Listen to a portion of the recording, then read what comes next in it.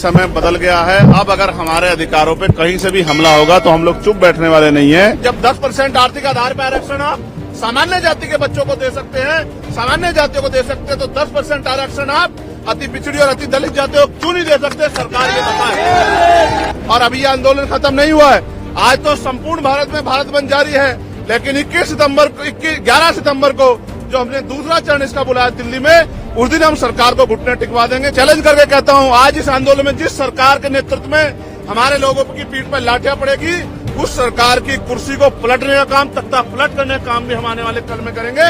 इस बात का भी मैं सरकार को चैलेंज देता हूं, मेरी बात को याद रखना। मैं सरकार का विरोधी तो हूं। जब तक सरकार जिम्मेदारी से कोई काम नहीं करेगी, हम सरकार की नीयत पे शक करते हैं, हम सरकार का भरोसा नहीं करेंगे। चंद्रशेखर, आप यहाँ क्यों आए हैं? मैं यहाँ जिस समाज ने सड़कों पे उतर के इस केंद्र की सरकार को और सुप्रीम कोर्ट में बैठे जजों को ये बताने का काम किया है कि समय बदल गया है। अब अगर हमारे अधिकारों पे कहीं से भी हमला होगा तो हम लोग चुप बैठने वाले नहीं हैं। उसी सरकार को ये बताने कि जब समाज सड़कों पे रहेगा तो उनके नेता भी बंगलों में, महलों में नहीं बैठेंगे, वो भी सड़कों पे रहकर समाज का संरक्षण करेंगे।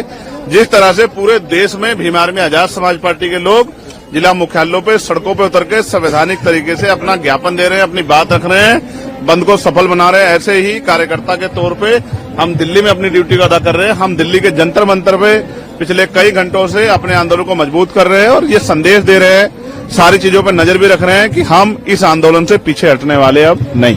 कुछ लोग कह रहे हैं आप विरोधी भी हैं। मैं सरकार का विरोधी तो हूं। मैं आपको बताना चाहता हूं कि सबसे पहले पार्लियामेंट में मैंने इसका ललकार कर विरोध किया और सरकार को चैलेंज किया कि सरकार अब आंखें खोल ले। अब वो दिन नहीं रहे, 2 अप्रैल 2018 दोहराने का मौका न दे। और फिर सरकार ने अपनी बात रखते हुए कहा कि हम इसको नहीं कर रहे हैं, उसको नहीं कर रहे हैं, लेकिन जब तक सरकार जिम्मेदारी से कोई काम नहीं करेगी, हम सरकार की नीयत पे शक करते हैं, हम सरकार का भरोसा नहीं करेंगे। क्योंकि हमने देखा है आरक्षण पे सिर्फ ये हमला नहीं, निजीकरण के द्वारा, लेटरल एंट्री के द्वारा, जैसा अभी आपने 45 का कर दिया था, तो हमने जबरदस्त आवाज उठाई तो आपको वापस लेना पड़ा। फिर ठेकेदारी के जरिए, संविदा के जरिए, आउटसोर्सिंग के जरिए जिस तरह से आपने सरकारी नौकरियों को खत्म करके आरक्षण की धज्जियां उड़ाने का काम किया, ये किससे छिपा हुआ नहीं है।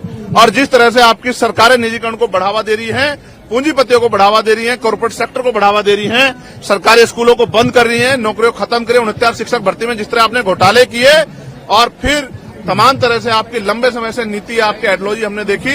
हम इस सरकार के ऊपर, इनकी नीतियों पर भरोसा नहीं करते, इसलिए हमें इस सरकार की नीयत पे खोट है। डॉक्टर बाबा साहब अम्बेडकर ने कहा था, संविधान कितना भी अच्छा क्यों ना हो, चलाने वाले हाथ अच्छे नहीं होंगे, उनकी नीयत अच्छी नहीं होगी, उनकी नीति अच्छी नहीं होगी, तो अंत संविधान बुरा साबित होगा।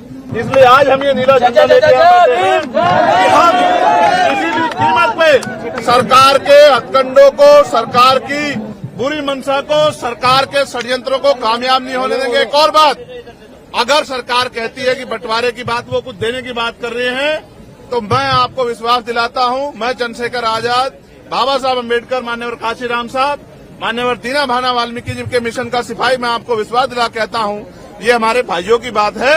हम अपने भाइयों से इस आंदोलन के बाद टेबल टॉक करेंगे, उनकी समस्या को सुनेंगे, अपनी बात भी रखेंगे और मिलकर अपनी समस्या का हल निकालेंगे।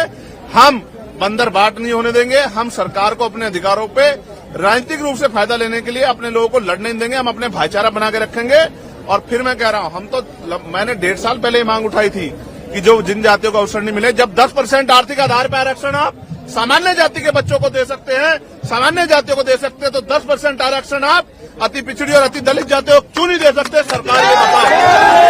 लेकिन सरकार ने की मंशा ही कभी ये नहीं थी। सरकार की मंशा तो जातिगत आरक्षण को खत्म करने की है। सरकार की मंशा तो जातिगत आरक्षण को खत्म करके, हमारी संवैधानिक ताकत खत्म करके, आर्थिक आधार पर आरक्षण लागू करके अपने लोगों को फायदा देने की है। सरकार की मंशा तो लेटर एंट्री करके हमारे लोगों को सिस्टम से निकाल के अपनी विचारधारा के लोगों को सिस्टम में बिठा के और पॉलिसी मेकिंग में जब उनके लोग बैठे होंगे तो हमारे लिए पॉलिसियां नहीं बनेंगी। इसलिए हमें सरकार की नीयत पे खोट है। हम अपने भाइयों के साथ खड़े हैं। अगर हमारे भाइयों को हिस्सा देने की बात आएगी तो हम अपना हिस्सा भी उनको दे देंगे, लेकिन सरकार की नीयत के खोट को और सरकार की प्रणालियों को हम लोग लागू नहीं होने देंगे। और अभी ये आंदोलन खत्म नहीं हुआ है। आज तो संपूर्ण भारत में भारत बंद जारी है, लेकिन 11 सितंबर को जो हमने दूसरा चरण इसका बुलाया दिल्ली में, उस दिन हम सरकार को घुटने टिकवा देंगे। अगर आज सरकार ने घुटने टेके, उसके बाद जब पार्लियामेंट का सेशन चलेगा, आप मेरी बात को याद रखना, हम सरकार को घुटने टिकवाने के लिए एक इतनी बड़ा जन समर्थन यहाँ दिल्ली में जुटाएंगे कि सरकार की आंखें खुल जाएंगी, नींद खुल जाएगी, और हम अपने आरक्षण पे, अब अपने अधिकारों पर किसी भी तरह की जो है हमला बर्दाश्त नहीं करेंगे।